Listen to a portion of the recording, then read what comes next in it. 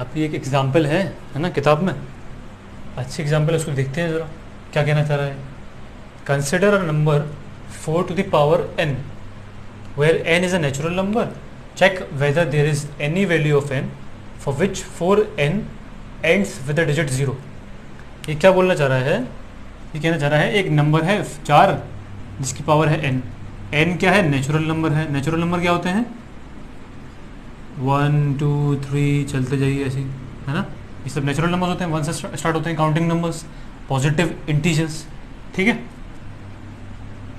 तो ये कहना चाह रहे हैं कि ऐसी क्या कोई पावर हो सकती है n की. चेक करिए ये चीज़ कि n की नेचुरल नंबर्स में से कोई ऐसी पावर है, ऐसी वैल्यू है n की जो 4 to the power n कर दें अगर हम, तो जो इसमें डिजिट आए उनका जो n डिजिट हो वो 0 हो जाए.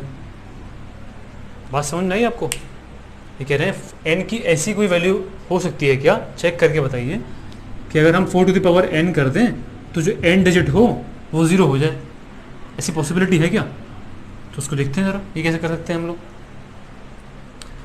अब ज़रा सोचिए एक बात कि कोई भी नंबर होता है जब वो 0 पे एंड कब होता है, इसको ज़रा गौर करते हैं ज़रा हम लोग.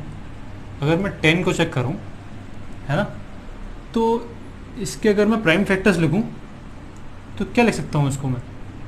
देखते हैं ज़रा प्राइम फैक्टराइजेशन क्या होगा इसका. 5 से डिवाइड हो जाएगा, 2 से हो जाएगा, 5 से हो जाएगा. ठीक है, प्राइम फैक्टराइजेशन ये हो गया. तो 10 को हम लिख सकते हैं 2 × 5, 2 5 से 10. चलिए अब एक पर देखते हैं 20 को. 3-4 नंबर देखते हैं हम जो 0 पे एंड हो रहे हैं. इसका अगर हम करें तो क्या हो जाएगा प्राइम फैक्टराइजेशन. इसका प्राइम फैक्टराइजेशन हो जाएगा, सही है, करते रहिए इसकी प्रैक्टिस आप, तो आसान हो जाएगा. 2 का स्क्वायर × 5. चलिए 30 ले लेते हैं एक बार. इसका क्या हो जाएगा 2 × 3 × 5. अच्छा 40 ले लीजिए फिर. तो ये क्या हो जाएगा आपका 2 का क्यूब × 5. सही है, 8 5 से 40, 2 का क्यूब हो जाएगा 8. चलिए एक और ले लेते हैं 50. ये क्या हो जाएगा आपका 25 × 2, तो 25 हो जाएगा 5 × 5 × 2. ये सब प्राइम फैक्टर्स. तो ये हमने क्या लिख लिया अभी, हमने ये प्राइम फैक्टर्स कर लिए इसके, है ना. प्राइम फैक्टर आपको पता है यूनिक होता है, हमने पढ़ा था, किस में पढ़ा था, थ्योरम जो थी अभी हमारी उसमें हमने देखा था. तो अब हमें पता है कि जो होता है प्राइम फैक्टराइजेशन वो यूनिक होता है. इनके अलावा किसी और नंबर से हम इन नंबर्स को नहीं दिखा सकते. चलिए अब कुछ आपको गौर करिए जिनमें 0 आ रहा है, ऐसे आप और भी कर सकते हैं, और को भी चेक कर सकते हैं. कुछ आपको सिमिलरिटी दिख रही है क्या? सिमिलरिटी दिख रही है आपको? सिमिलरिटी दिख रही है आपको, है ना, कि हर एक में 2 और 5 तो आ ही रहा है ना. इसमें 3 एक्स्ट्रा था मगर 2 और 5 सब में आ रहा है ना. अगर 100 भी लूँ मैं अगर, तो 100 के क्या हो जाएंगे, 100 के हो जाएंगे आपके 50 के रख लीजिए ये. ठीक है, तो देखिए इसमें भी आ रहा है 2 और 5, तो यानी कि 2 और 5 का कुछ ना कुछ तो रिलेशन है ना, जो हमें दिख रहा है. तो आप इसको गांठ बांध लीजिए, अगर 2 और 5 नहीं होंगे किसी नंबर में तो उसका यूनिट डिजिट जो होगा, है ना, एंड डिजिट जो होगा उसमें 0 कभी नहीं आएगा. क्योंकि कब आता है 0? 2 × 5 जब करते हैं. 10 दिख रहा है आपको, तो हमेशा 2 × 5 जब भी होगा जब ही आ पाएगा. अब 35 ले लीजिए आप, इससे क्या हो जाएंगे 5 7 से 35, है ना.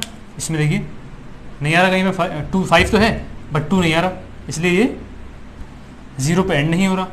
ठीक है, तो जो भी नंबर 0 पे एंड हो रहा होगा उसमें क्या चीज़ होगी, उसमें प्राइम फैक्टर्स में 2 और 5 ज़रूर आ रहा होगा, है ना. ऐसा नहीं हो सकता कि 2 और 5 ना आए, है ना. अगर ना हो और वो नंबर 0 पे एंड हो जाए. ये बात समझ में आई? ठीक है, तो अब अगर मैं इस नंबर के प्राइम फैक्टर्स देख लूँ, ठीक है, तो मुझे मिल जाएगा आइडिया. बात समझ में आई? मैंने क्या समझा अभी, मैंने ये समझा कि जो भी नंबर एंड हो रहा है 0 पे उसके मैं फैक्टर्स देख रहा हूँ, तो मुझे क्या मिल रहा है कि उसके प्राइम फैक्टराइजेशन में, उसके प्राइम फैक्टर्स में मुझे 2 और 5 हमेशा मिलते हैं. 2 5 से 10 होता है, तो जब भी 0 आएगा अगर यूनिट डिजिट पे, तो उसके प्राइम फैक्टर्स में मुझे 2 5 मिलने चाहिए। अगर मैं इस नंबर का प्राइम फैक्टराइजेशन कर लूँ तो मुझे आइडिया हो जाएगा कि भैया क्या 0 आएगा नहीं आएगा। चलिए इसका देखते हैं जरा। अब मैं अगर 4 टू द पावर n की बात करूं, 4 टू द पावर n की बात देखिए जरा। 4 टू द पावर n को मैं क्या लिख सकता हूँ, n को रुकिए अभी जरा, 4 को देखिए। 4 को मैं लिख सकता हूँ 2 इंटू 2 प्राइम फैक्टर्स, सही है। तो 2 into 2 to the power n, कोई दिक्कत नहीं। या फिर मैं इसको लिख सकता हूँ 2 स्क्वायर n, सही है। अब ज़रा गौर करिए इस चीज़ में, देखिए कि पावर का मतलब क्या होता है कि आप किसी भी नंबर को, हमने क्या कर लिया 4 का प्राइम फैक्टराइजेशन कर लिया, तो 2 इंटू 2 आ रहा है इसके अंदर। पावर का मतलब होता है अगर आप क्या मान लीजिए 2 का स्क्वायर लिखा हुआ है, यानी कि उसको 2 बार मल्टीप्लाई करना है। 2 का क्यूब लिखा हुआ है तो 3 बार मल्टीप्लाई करना है, कोई दिक्कत नहीं है। 4 बार, अगर 4 टू दी पावर 4 लिखा हुआ है तो 4 बार मल्टीप्लाई करना है उस नंबर को, ये मतलब होता है। अगर n लिखा हुआ है तो n का मतलब क्या हो जाएगा, n का मतलब हो जाएगा n बार मल्टीप्लाई करना है। n कुछ भी हो सकता है वेरिएबल, कोई भी नेचुरल नंबर है n, तो कितनी बार भी मल्टीप्लाई करते रहिए। अब सोचिए ज़रा एक बार कि अगर मैं 2 स्क्वायर को n टाइम्स मल्टीप्लाई कर दूं, है ना, 2 स्क्वायर को n टाइम्स मल्टीप्लाई कर दूं, फिर भी क्या रहेगा फैक्टर्स में, अरे भैया 2 तो ही रहेगा सिर्फ। बात समझ में आ रही है। अगर मैं n टाइम्स भी मल्टीप्लाई कर दूंगा, इसको मैं और क्या लिख सकता हूँ, ये ऊपर जाके इस तरह भी लिख सकता हूँ, उसको मैं 2n भी लिख सकता हूँ। यानी कि 2 को हम 2n to the powers race कर दें। क्या मतलब हुआ उसका, या तो इसको इस तरह लिख लीजिए या इस तरह लिख लीजिए। अब 2 को हम कितनी बार भी लिख दें नेचुरल नंबर्स में तो हमेशा 2 ही तो रहेगा वो, इसके प्राइम फैक्टराइजेशन में और कुछ तो आ नहीं जाएगा। इसको अगर मैं 2 स्क्वायर को n टाइम्स लिख दूं तो हमेशा 2 ही तो आएगा। इसका मतलब क्या है 2 इंटू 2, तो हमेशा 2 ही रहेगा। मगर हमने भी देखा क्या कि जब भी हमें नंबर अगर हमें देखना है कि यूनिट डिजिट में 0 आए तो हमें ज़रूरत क्या है, 2 की ज़रूरत भी है हमें और 5 भी होना चाहिए प्राइम फैक्टर में, है ना। प्राइम फैक्टराइजेशन में किसी नंबर के जब अगर हमें ज़रूरत है या फिर वो एंड कर रहा है 0 से, तो होना चाहिए क्या, 2 होना चाहिए उसका प्राइम फैक्टर और 5 भी होना चाहिए, मगर यहाँ पर सिर्फ 2 है।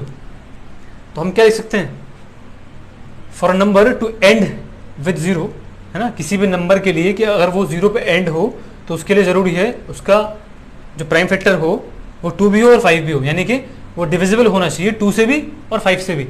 क्योंकि हमें पता है किससे पता है हमको पता है फंडामेंटल थ्योरम ऑफ अरिथमेटिक से कि जो प्राइम फैक्टराइजेशन होता है वो यूनिक होता है। अब यहाँ पे 5 है नहीं, इसलिए यानी कि फैक्टर भी नहीं है, यानी कि 0 नहीं आएगा एंड में। बात समझ में आ रही है आपकी, उम्मीद समझ में आई होगी कि किसी भी नंबर को एंड होने के लिए 0 पे 2 फैक्टर्स रिक्वायर्ड हैं, 2 और 5 ज़रूर होने चाहिए। यहाँ पे सिर्फ 2 है, 5 नहीं है, इसलिए ये नंबर 0 से एंड नहीं होगा। ठीक है।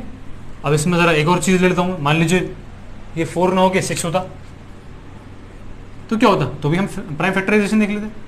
इसका क्या हो जाएगा 2 into 3 to the power n।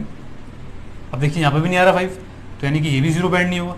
अब 2 इंटू 3 को आप n टाइम्स लिखते रहिए, कितने टाइम्स भी लिख दीजिए, तो उससे 0 नहीं आने का, उससे 0 नहीं आएगा भैया।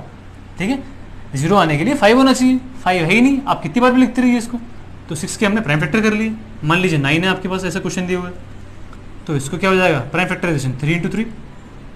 अब इसको लिखते रहिए आप, कभी नहीं आएगा, n टाइम्स लिखते रहिए इसको। बात समझ में आ रही है। मान लीजिए और क्या लिख सकते हैं, हम 12 ले लेते हैं। 12 का क्या हो जाएगा प्राइम फैक्टराइजेशन 3 इंटू 4, इसको लिखते रहिए। 3 इंटू 4 नहीं होगा, 3 इंटू 2 इंटू 2, है ना। 4 जो है कंपोजिट नंबर है, स्मॉलेस्ट कंपोजिट नंबर क्या है 4 है, तो इसको लिखते रहिए आप ऐसे n टाइम्स लिखते रहिए, कभी 0 नहीं आएगा, है ना। कितनी बार भी लिख लीजिए आप, कभी नहीं आएगा, क्योंकि हमेशा प्राइम फैक्टर्स ये हैं। यहाँ पे 5 है ही नहीं तो 0 आएगा ही नहीं। सही है। लैंग्वेज आप एग्जाम्पल से देख सकते हैं या अपनी खुद भी आप जो समझा है उसको आपको लिखना है सिर्फ, है ना। ठीक है, चलिए अगली एग्जाम्पल देखते हैं क्या है। एचसीएफ एलसीएम देखते हैं ज़रा कि किस तरह निकालेंगे हम, है ना, प्राइम फैक्टराइजेशन से।